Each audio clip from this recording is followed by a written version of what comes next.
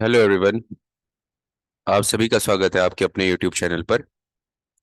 आज से जो है हम लोग एनसीईआरटी की सीरीज को शुरू करने वाले हैं। जैसा कि मैंने आप लोगों से बोला था, एनसीईआरटी की क्लासेस आपकी हफ्ते में 2 दिन चलेंगी। तो अभी जो आप लोगों से मैंने पोलिंग करवाई थी, उस पोलिंग में आप लोगों ने बताया कि इतिहास आप लोगों को पढ़ना है, इतिहास की एनसीईआरटी आपको पढ़नी है। अब इसको पढ़ाने के मेरे पास दो तरीके हैं बाबू। पहला तरीका ये है कि मैं इसकी समरी आपको बता दूं कि इसमें क्या दिया हुआ है, और दूसरा तरीका ये है कि मैं आपको लाइन बाय लाइन इन सारी चीजों को पढ़ करके बताऊं। तो जैसा कि अगर मान लीजिए किसी बच्चे ने इतिहास या फिर भूगोल या फिर अर्थव्यवस्था के बारे में जानकारी नहीं है उसके पास, अगर मैं उसे समरी दूंगा तो शायद वो समझ नहीं पाएगा। लेकिन एक बार जब आपका बेस तैयार हो जाएगा, जब एक बार आप बेस आपका मजबूत हो जाएगा, तो उसके बाद से आपको पढ़ने में आसानी हो जाएगी। ठीक है।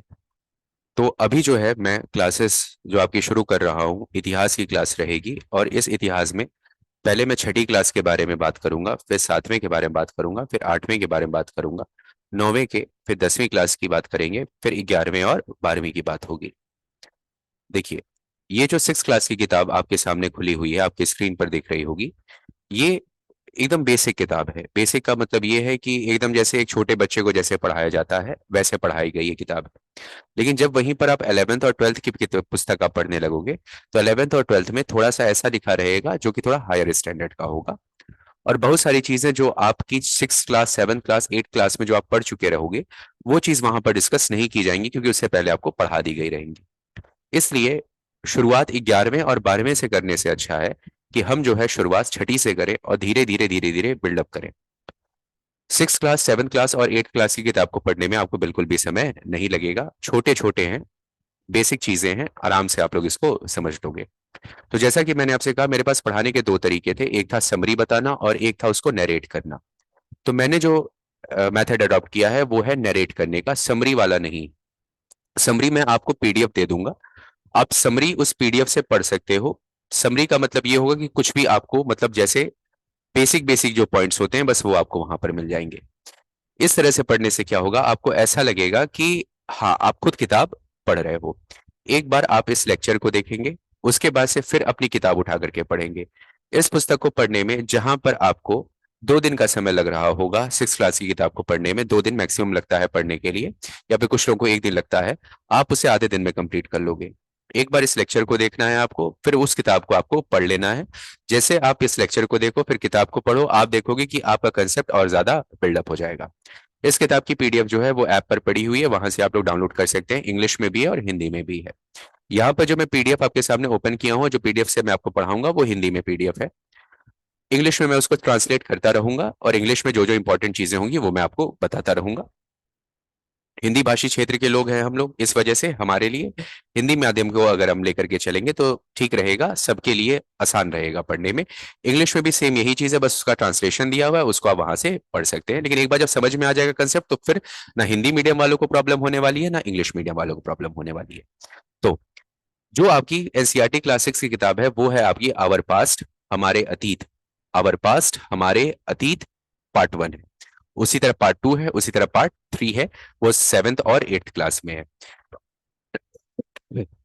अभी जो आपके सामने यहाँ पर ओपन है वो है आपके क्लास 6 की किताब।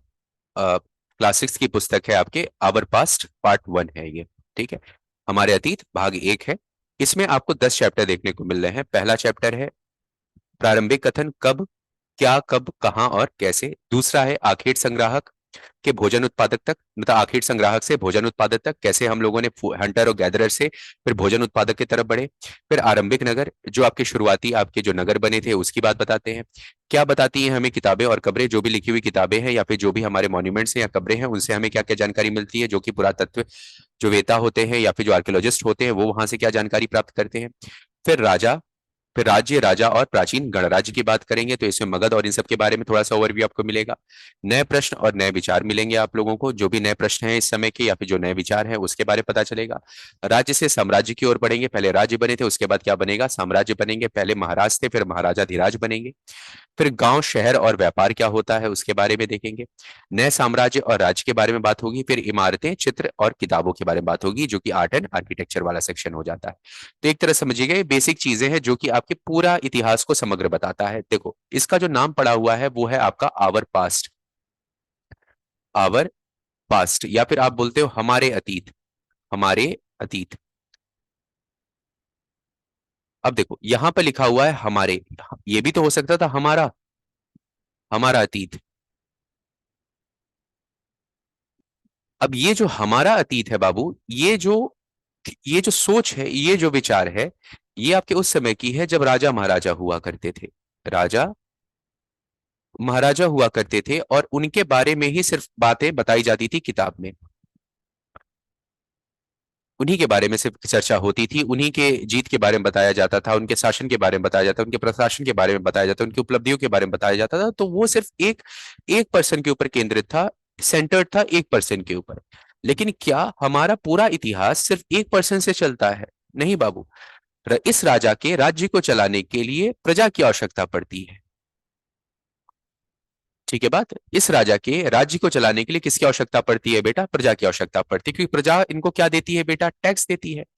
अब इस प्रजा में अलग अलग प्रकार के चीजें होती हैं, जैसे प्रजा के कुछ लोग राजा के लिए एज ए सोल्जर का काम करेंगे, कुछ लकड़ी का काम करेंगे, कुछ चर्म का काम करेंगे, कुछ कपड़ा बुनने का काम करेंगे, कुछ बर्तन बनाने का काम करेंगे। मतलब उस प्रजा में अलग अलग लोग रहते थे जिनके सामाजिक संरचना, उनकी आर्थिक जीवन, उनका धार्मिक जीवन, सब एक जैसा नहीं होगा बेटा। वो भिन्न भिन्न लोग रहते हैं इस प्रजा में जो राजा के इसी साम्राज्य में रहते होंगे। तो यहां पर किसी एक व्यक्ति की बात ना करके अब हमारा जो केंद्रीकरण होगा, अब जो हम देखेंगे वो प्रजा तुल्य और राजा को साथ में मिला करके चलेंगे। समझे बात को? इसीलिए यहां पर हमारा की जगह लिखा हुआ है हमारे, मतलब किसी एक की बात नहीं करेंगे। हमारे हैं मतलब हमारे पास्ट हैं ये, मैं हूं, आप है, जितने भी लोग हैं, अलग अलग धर्म के लोग हैं, अलग अलग समुदाय के लोग हैं, उनके जीवन के बारे में यहाँ पर पता चलेगा। समझ में आ गई बात? तो आवर पास्ट का मतलब यही हो गया, हमारे हैं, हमारा नहीं है यहाँ पर, हमारे, मतलब हम सब के अतीत के बारे में बात हो रही है, सबका समग्र अध्ययन यहाँ पर किया जा रहा है। ठीक है बात? तो इसके साथ अब देखिए अब हम क्या करेंगे बाबू। आज जो है मैं आप लोगों से दो चैप्टर डिस्कस करूंगा, पार्ट वन, चैप्टर वन और चैप्टर टू, उसके बाद चैप्टर थ्री और chapter four, chapter five, chapter six, seven और एट एक साथ होंगे, नौ और दस एक साथ होंगे। अच्छा, अब इसमें से कुछ चैप्टर ऐसे हैं जो थोड़े से बड़े हैं बाबू, बड़े होने के कारण हो सकता है उसको मैं बाद में डिवाइड कर दूं, लेकिन अभी तक मोटा मोटा आप मान के चलिए कि 5 सीरीज तो आपकी फिक्स हैं आने के लिए। क्लास 6 की 5 सीरीज आएंगी, ये मान के चलिए 2 हफ्ते में ये आपका सीरीज चैप्टर 6 कंप्लीट, मतलब ये आपका जो आपका 6 क्लास का हिस्ट्री की किताब है वो कंप्लीट हो जाएगी। कोशिश मेरी यही रहेगी कि 2 हफ्ते में मैं इसे कंप्लीट कर दूं आपके सामने। ठीक है, तो पहले चैप्टर से हम शुरुआत करेंगे बिना ज्यादा समय लगाए हुए। अध्याय एक, प्रारंभिक कथन जो है, क्या, कब, कहां और कैसे। अब इसमें एक रशीदा, किसी एक बच्ची है, स्कूल की बच्ची है, उसका एक सवाल है। रशीदा बैठी अखबार पढ़ रही थी, अचानक उसकी निगाह एक सुर्खी पर पड़ी, 100 साल पहले। वह सोचने लगी कि यह कोई कैसे जान सकता है कि इतने वर्ष पहले क्या हुआ था। ठीक है बात? तो वहीं से आपका ये चीज शुरू होता है, क्या, कब, कहां और कैसे। कैसे पता लगाएंगे हम किसी चीज के बारे में? यह जानने के लिए कल क्या हुआ था आप क्या कर सकते हो, रेडियो सुन सकते हो, टेलीविजन देख सकते हो, अखबार पढ़ सकते हो। साथ ही यह जानने के लिए पिछले साल क्या हुआ था, तुम किसी ऐसे व्यक्ति की बात कर सकते हो जिसे उस समय की स्मृति हो, लेकिन बहुत पहले क्या हुआ था उसे कैसे जाना जा सकता है। देखो, हम यस्टरडे के बारे में जान सकते हैं, 1 साल पहले के बारे में जान सकते हैं, लेकिन वहीं पर अगर मैं 100 साल पहले की बात करता हूं, अगर मैं 2000 साल पहले की बात करता हूं, तो उसे हम कैसे जान सकते हैं? तो उसमें मदद करते हैं आपके बहुत सारी चीजें जो आगे आपसे चर्चा की जाएंगी। अतीत के बारे में हम क्या जान सकते हैं? अतीत के बारे में बहुत कुछ जाना जा सकता है, जैसे लोग क्या खाते थे, मतलब हमें अतीत के बारे में जानने की आवश्यकता क्यों पड़ती है? इसलिए पड़ती है कि जिससे पता चलता है लोग क्या खाते थे, कैसे कपड़े पहनते थे, किस तरह के घरों में रहते थे। हम आखेटक या फिर शिकारी, मतलब जिसको हंटर्स कहा जाता है, पशुपालक एनिमल रियरर कहा जाता है, कृषक फार्मर कहा जा सकता है, शासक जो किंग्स हुआ करते थे, व्यापारी जो आपके ट्रेड या कॉमर्स किया करते थे, पुरोहित जो कि मंदिरों में धार्मिक जो गुरु हुआ करते थे, शिल्पकार जो अलग अलग आर्किटेक्चर या फिर अलग अलग मूर्तियां बनाया करते थे, कलाकार, संगीतकार, या फिर जो वैज्ञानिक के जीवन में जानकारियां हासिल कर सकते हैं। अतीत के बारे में हम इन सारी चीजों के बारे में जान सकते हैं। यही नहीं, हम ये भी पता कर सकते हैं कि उस समय के बच्चे कौन कौन से खेल खेलते थे, कौन सी कहानियां सुनना करते थे, कैसे नाटक देखा करते थे, या फिर कौन कौन से गीत गाते थे। ये सारी चीजें हमें अतीत के बारे में पता चल जाती हैं। अब कैसे पता चलता है? तो उसके लिए कुछ चीजें हैं बाबू। जैसे हमारे पास, जैसे आप इतिहास की अगर आप बात करते हो तो उसको आप तीन पार्ट में डिवाइड करते हो। एक होता है प्री हिस्ट्री, दूसरा है आपका प्रोटो हिस्ट्री, और तीसरा होता है हिस्ट्री। ठीक है बात, ये तीन तरह से आप इतिहास का विभाजन करते हो, प्राक ऐतिहासिक, आद्य ऐतिहासिक और ऐतिहासिक। अब इसका क्या मतलब है? प्री हिस्ट्री में हमारे पास किसी प्रकार के कोई भी लिखित साक्ष्य मौजूद नहीं थे, रिटन एविडेंस हमारे पास मौजूद नहीं थे। परंतु वहीं पर प्रोटो हिस्ट्री की अगर आप बात करते हो तो लिखित साक्ष्य हमारे पास मौजूद थे, परंतु उसे पढ़ा नहीं जा सका है, मतलब उसे पढ़ नहीं सके। और हिस्ट्री की अगर आप बात करते हो तो इसके पास, हमारे पास लिखित साक्ष्य इसके मौजूद होते हैं, रिटन एविडेंस हमारे पास मौजूद है। अब जब प्री हिस्ट्री की आप बात करते हो, जब प्राक इतिहास की बात करते हो, तो यहां पर जब हमारे पास लिखित साक्ष्य नहीं है तो पूरी डिपेंडेंसी हमारी किस पर हो जाएगी? पूरी डिपेंडेंसी हो जाएगी हमारे जो आर्कियोलॉजिस्ट, जो आर्कियोलॉजिकल एविडेंस होते हैं, आर्कियोलॉजिकल एविडेंस होते हैं, उनके ऊपर हमारी पूरी डिपेंडेंसी हो जाएगी। वहीं प्रोटो हिस्ट्री की अगर बात करते हैं तो वहां लिखित साक्ष्य तो है, लिखी हुई चीजें तो है, परंतु उसे पढ़ नहीं सके हैं। यहां पर भी हमारी डिपेंडेंसी किस पर हो जाएगी बेटा? आर्कियोलॉजिकल एविडेंस पर ही हो जाएगी। वही इतिहास की अगर आप बात करते हैं तो इसका हम व्यापक रूप से अध्ययन कर सकते हैं, क्योंकि इसके बारे में हमारे पास लिखित साक्ष्य भी मौजूद है, प्लस इसके हमारे पास क्या एविडेंस है बेटा? आर्कियोलॉजिकल एविडेंस है। तो जब हम प्री हिस्ट्री की बात करते हैं तो यहां पर हम लेते हैं पाषाण काल की बात को, पाषाण काल या फिर स्टोन एज की चीजों को लेते हैं।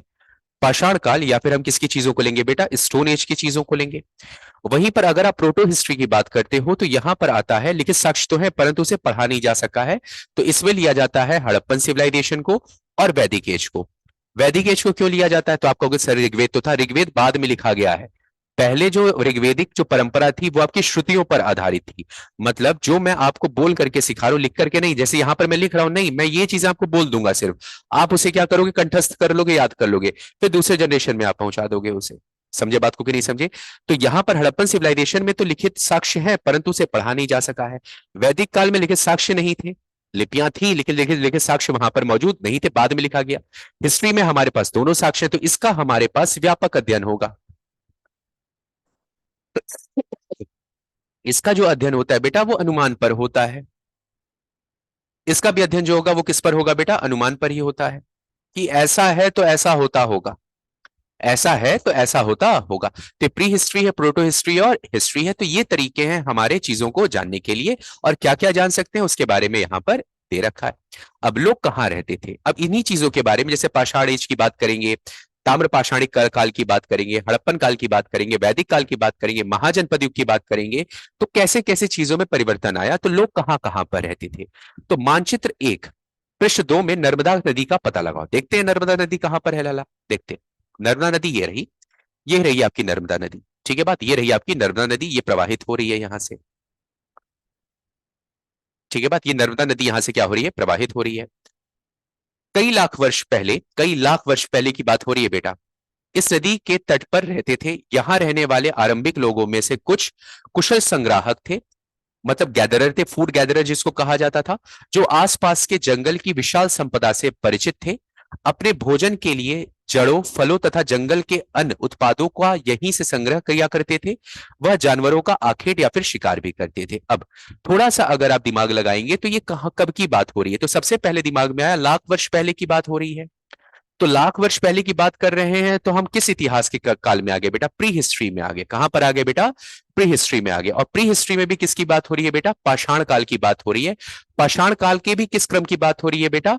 पूरा पाषाण काल की बात हो रही है, पूरा पाषाण काल की बात हो रही है, जिसको आप पैलियोलिथिक बोलते हो, पैलियोलिथिक बोलते हो बेटा, पूरा पाषाण काल की बात हो रही है, ठीक है। अगर आप पाषाण काल को बात करते हैं तो इसे तीन पार्ट में डिवाइड करते हैं, पूरा पाषाण, मध्य पाषाण, मध्य पाषाण, और उसके बाद आता है आपका नव पाषाण, नव पाषाण। इसको बोला जाता है बेटा मीजोलिथिक, और इसको बोलते हैं बाबू नियोलिथिक, नियोलिथिक नवपाषाण, ठीक है बात। इन्हीं समय की बात हो रही। तो शुरुआत में बताया गया नर्मदा नदी का पता लगाओ, लाख वर्ष पहले लोग इसी नदी के तट पर रहा करते थे। यहां रहने वाले आरंभिक लोगों में से कुछ कुशल संग्राहक थे, मतलब यहां पर जो लोग लाख वर्ष पहले यहां पर रहा करते थे वो गैदरर हुआ करते थे। क्या क्या गैदर किया करते थे? जड़ों को गैदर किया करते थे, फलों को गैदर किया करते थे, जंगल से जो अन्य उत्पाद करते थे, मतलब ये पूरी तरीके से प्रकृति के ऊपर डिपेंडेंट थे, प्रकृति के ऊपर निर्भर थे। जानवरों का आखेट किया करते थे, शिकार भी किया करते थे, समझे बात को, मतलब ये हंटर और गैदरर की बात हो रही है। अब तुम इस समय को अगर देखोगे तो यहां पर किस जगह की बात हो रही है नर्मदा नदी के किनारे, तो आप बोलोगे भीम बेटका की बात हो रही है, भीम बेटका की बात हो रही है। भीम बेटका से जो चित्रकारी गुफाओं में रहा करते थे, पूरी तरीके से प्रकृति पर डिपेंडेंट हुआ करते थे, हंटर और गैदरर हुआ करते थे। और भीम बेटका की गुफाओं के जो चित्रकारियां मिली हुई हैं वो शुरू हुई थी आपके पुरापाषाण काल के उत्तर वाले चरण में, ठीक है बात। पूरा पाषाण काल को आप तीन पार्ट में डिवाइड करते हो, लोअर, मिडिल और अपर। तो अपर पैलियोलिथिक एज से लेकर के मिडिल पैलियोलिथिक एज तक की चित्रकारियां यहां से प्राप्त होती हैं भीमबेटका की गुफाओं से। यहां पर उसकी बात हो रही है कि उस समय के लोग ये काम किया करते थे। अब आते हैं, अब नेक्स्ट आते हैं बेटा। अब उत्तर पश्चिम में सुलेमान और किरथर पहाड़ियों का पता लगाओ। अब ये सुलेमान और किरथर पहाड़ियां आज के पाकिस्तान में स्थित है। आज के किस में स्थित है बेटा? पाकिस्तान में स्थित है, पता लगाओ। इस क्षेत्र में कुछ ऐसे स्थान हैं जहां पर लगभग आज से 8,000 वर्ष पूर्व स्त्री पुरुषों ने सबसे पहले गेहूं तथा जौ की फसलों का उपजाना आरंभ किया था। यहां पर किस क्षेत्र की बात हो रही है? ये बात हो रही है मेहरगढ़ की। यहां पर किसकी बात हो रही है बेटा? मेहरगढ़ की। अब ये जो खेती के अगर आप साक्ष्य देखते हो तो ये काल आता है बेटा नवपाषाण का। ये काल किसका आता है बेटा? नवपाषाण का। मेहरगढ़ में सबसे पहली बार गेहूं की खेती का आरंभ हुआ था, ठीक है बात। गेहूं की खेती का आरंभ हुआ था, मेहरगढ़ की बात हो रही है। तो ये रहा सुलेमान, ये रहा किरथर, इसी इसी के नीचे, इसी के तट पर यहां पर सबसे पहले लोगों ने गेहूं और जौ की फसलों को उपजाना शुरू किया था। मेहरगढ़ पाकिस्तान की बात हो रही है। अब देखो, उन्होंने भेड़, बकरी, गाय, बैल जैसे पशुओं को भी पालतू बनाना शुरू किया था। ये किसकी बात हो रही है बेटा? मेसोलिथिक पीरियड की बात हो रही है।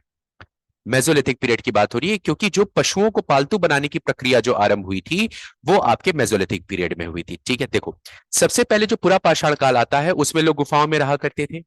मेसोलिथिक पीरियड में क्या होता है? जलवायु में परिवर्तन आता है और लोग अब घर से बाहर निकलना आरंभ करते हैं।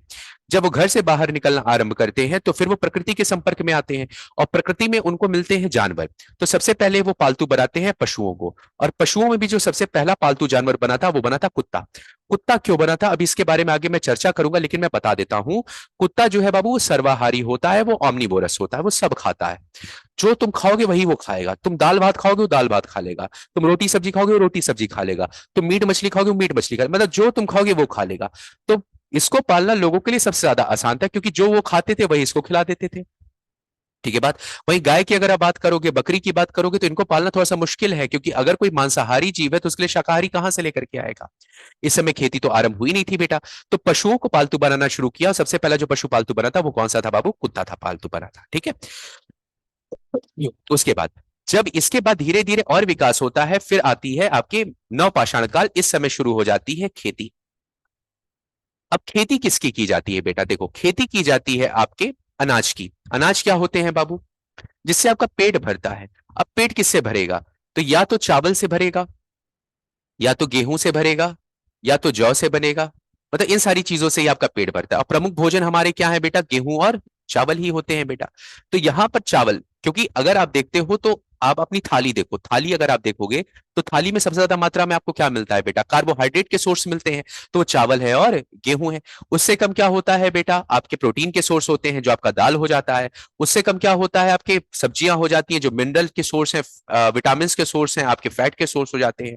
सबसे ज्यादा हमारे जीवन में सबसे ज्यादा हमारा पेट किससे भरता है? हमें कार्बोहाइड्रेट की आवश्यकता होती है, कार्बोहाइड्रेट की रिक्वायरमेंट होती है, और एक कार्ब फूड है बेटा। समझ बात को, ये कार्ड फूड होते हैं। तो यहाँ पर गेहूं और चावल की बात हो रही है। और जानवरों को पालना शुरू किया, ये मेसोलिथिक की बात हो गई। यहाँ के लोग गांव में रहते थे, तो अभी तक नगरों का विकास नहीं हुआ है, तो यहाँ के लोग, चाहे आप यहाँ की बात करोगे या फिर इस क्षेत्र की बात करोगे, यहाँ के लोग गांव में रहते थे। अब उत्तर पूर्व में गारो तथा मध्य भारत में विंध्य पहाड़ियों का पता लगा। अब विंध्य पहाड़ियां कहां पर है, देखो नर्मदा नदी के ऊपर यहाँ पर विंध्याचल पर्वतमाला है, और यहाँ पर अगर आप मेघालय वाले क्षेत्र में आ जाते हो तो गारो पहाड़ियां हैं। यह कुछ ऐसे अन्य क्षेत्र हैं जहां कृषि का विकास हुआ। यहां सबसे पहले चावल उपजाया गया, जहां स्थान विंध्य के उत्तर में स्थित है। अब देखो विंध्य के उत्तर में आओगे, यहाँ पर सोन नदी है बेटा, सोन नदी, और यहीं पर है आपकी बेलन नदी घाटी। जब प्रयागराज मिर्जापुर वाले क्षेत्र में आते हो तो बेलन नदी घाटी आ जाती है। तो वहां पर महदहा है, चौपानी मांडव है, और ऊपर की तरफ आते हो तो संत कबीर नगर में यूपी में यहाँ पर लहुरा देवा है बेटा। यहाँ पर कौन सा क्षेत्र है बेटा, लहुरा देवा है। लहुरा देवा में चावल की खेती के सबसे प्राचीनतम साक्ष्य मिले हैं। अगर आप यहां पर बात करते हो तो यहां पर भी चावल की खेती के साक्ष्य मिले हैं। तो यहां पर किसका विकास हुआ, सबसे पहले चावल उपजाया गया। तो इस क्षेत्र में किसका उत्पादन हुआ था बेटा, गेहूं का। इस क्षेत्र में किसका उत्पादन शुरू हुआ बेटा, चावल का। और जो आज भी देखने को मिलता है, बोलो हाँ है ना, इस क्षेत्र की अगर आप बात करोगे तो यहाँ पर गेहूं का खेती ज्यादा होती है, चाहे पंजाब हो गया, हरियाणा हो गया, इस वाले क्षेत्र में, क्योंकि बरसात की मात्रा यहाँ पर कम है। यहाँ की अगर आप बात करते हो तो यहाँ पर चावल का उत्पादन आज भी होता है।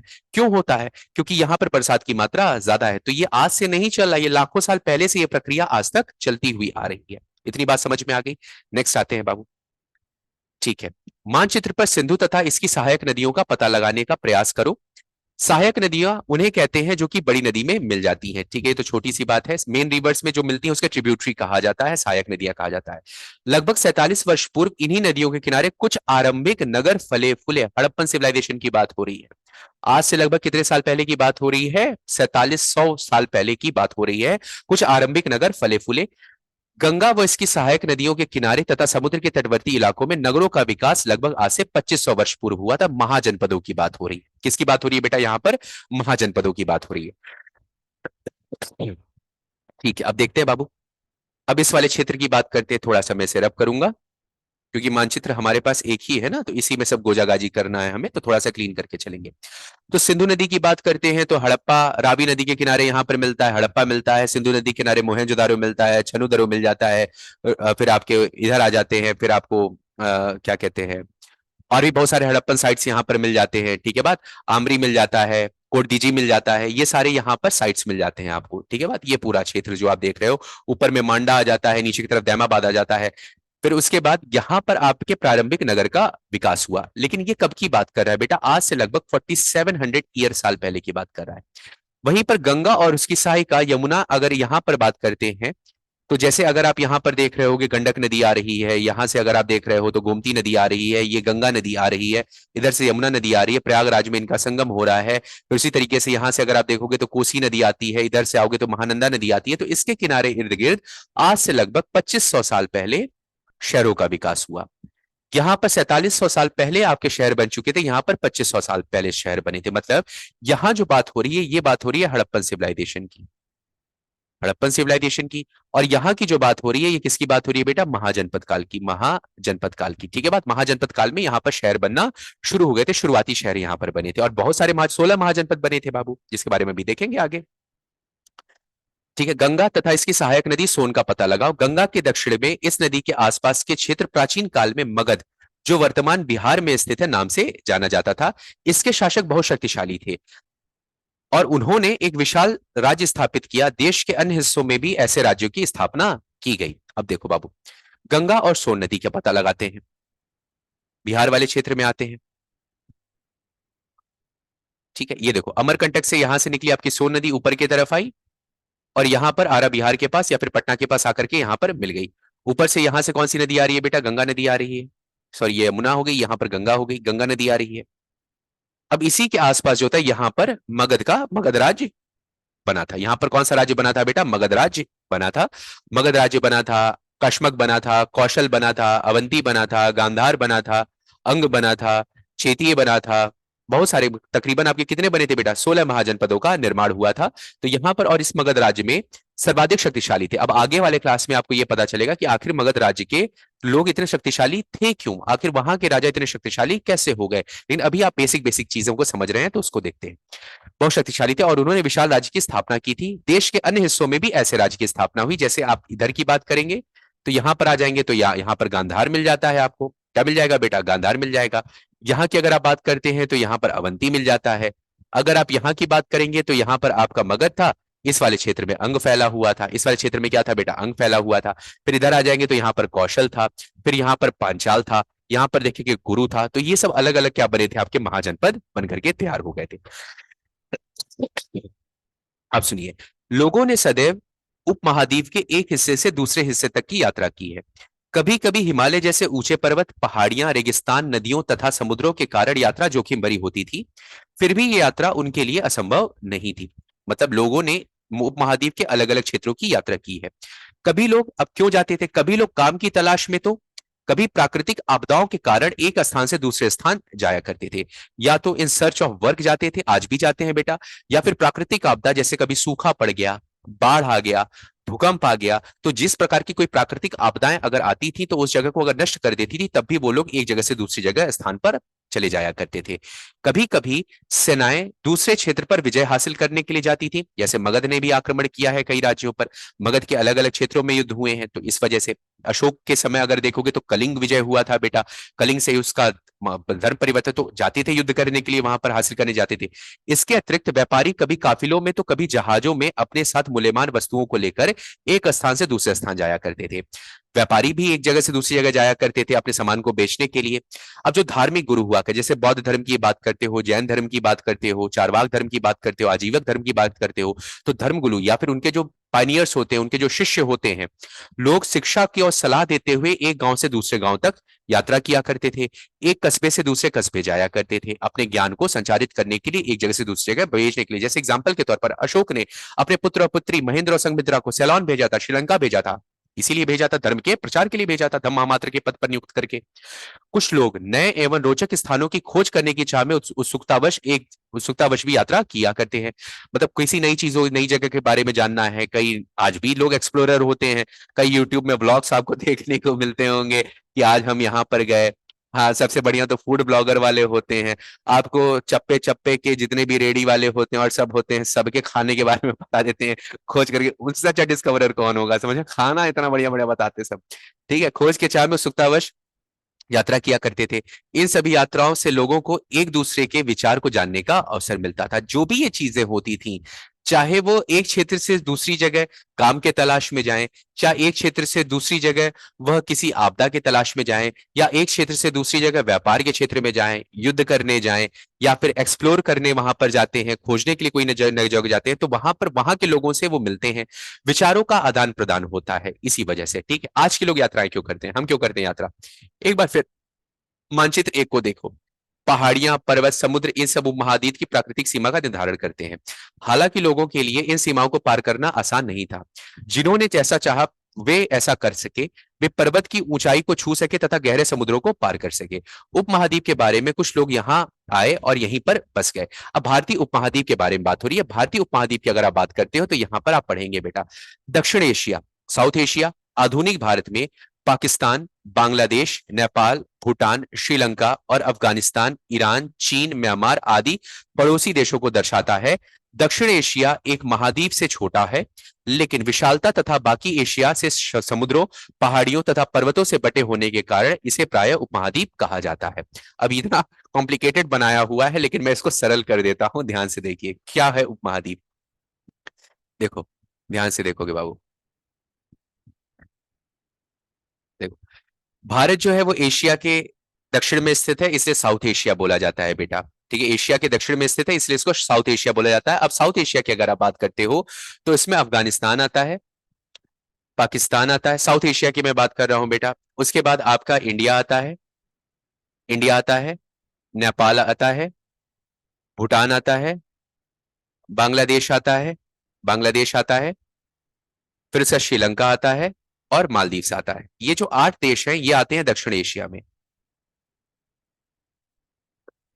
साउथ एशिया में आते हैं ये 8 देश। समझ में आ गई बात? ये 8 देश आते हैं साउथ एशिया में। परंतु ये तो हो गया साउथ एशिया में, लेकिन जब आप बात करते हो इंडियन सब कॉन्टिनेंट की, भारतीय उपमहाद्वीप की, इंडियन सब कॉन्टिनेंट या फिर भारतीय उपमहाद्वीप की बात करते हो, तो इंडियन सब कॉन्टिनेंट होता क्या है?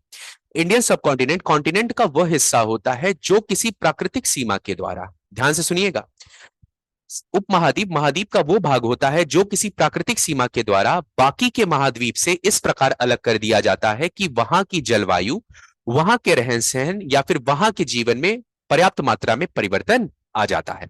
ऐसे क्षेत्र को उपमहाद्वीप बोलते हैं। तो मैंने क्या बोला, प्राकृतिक सीमाओं के द्वारा बाकी के महाद्वीप से अलग कर दिया जाता है। तो यहां पर अगर आप देखेंगे तो यहां पर हिंदू कुश है, फिर यहां पर देखना अगर आप शुरू करेंगे तो काराकोरम ट्रांस हिमालय आ जाएगा, फिर यहां से ग्रेटर हिमालय आया, ग्रेटर हिमालय आया, ग्रेटर हिमालय आया, ग्रेटर हिमालय आया, यहां पर आया नामचा बरवा के पास से, यहां से सिंटेक्सियल बेल्ट लिया, नीचे की तरफ आया, म्यांमार में आया, अराकान योमा बना, फिर बे ऑफ बंगाल में गया, फिर अंडमान एंड निकोबार में चला गया।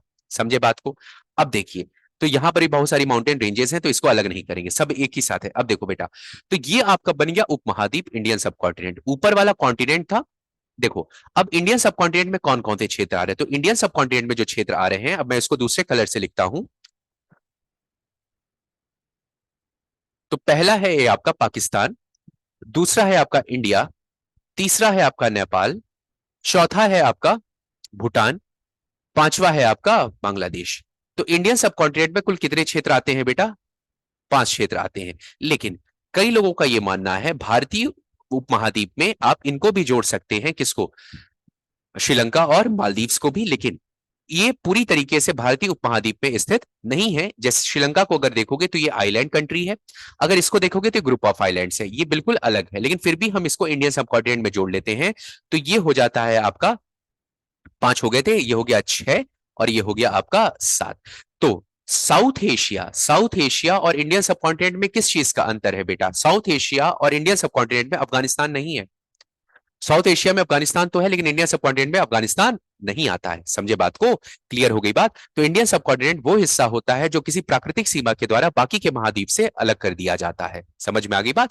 तो अब अगर आपको चुनने के लिए आ गया तो आप बोलोगे इंडियन सब कॉन्टिनेंट में 5 आते हैं, ये 5 तो रहेंगे ही रहेंगे, इनको तो कोई नहीं हटा सकता है। लेकिन अगर पूछता है कि इन दोनों में से किसको शामिल करोगे, तो सबसे पहले श्रीलंका को शामिल करना, उसके बाद मालदीव को शामिल करना। जैसे ऑप्शन के तौर पर आपको दे देता है, निम्नलिखित में से कौन सा भारतीय उपमहाद्वीप का हिस्सा नहीं है, तो ऑप्शन में दिया इंडिया, फिर दिया बांग्लादेश, फिर दिया पाकिस्तान, फिर दिया आपका श्रीलंका।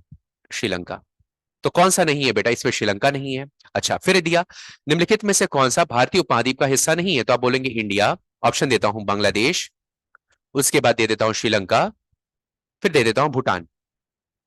तो आप बोलोगे सर इसमें जो है ये आपका श्रीलंका हिस्सा नहीं है, लेकिन वहीं पर भूटान की जगह अगर मालदीव्स देता तो, मालदीव्स दे देते तो आप किसके साथ चले जाते बेटा? मालदीव्स के साथ चले जाते कि मालदीव्स इसका हिस्सा नहीं है। तो सबसे पहले किसको इंक्लूड करोगे बेटा? श्रीलंका को, बाद में किसको इंक्लूड करोगे? मालदीव्स को। ठीक है, आई थिंक समझ में आ गया होगा। इन 5 को तो रखना ही रखना है, इन 5 के अलावा इन 2 को आप ऑप्शन में रख सकते हो, और बाकी इसके अलावा किसी और को भारतीय उपमहाद्वीप का हिस्सा नहीं बनाया जा सकता है। बस यही चीज यहां पर लिखी हुई है। नेक्स्ट आते हैं बाबू। इस आवागमन से हमारी सांस्कृतिक परंपराओं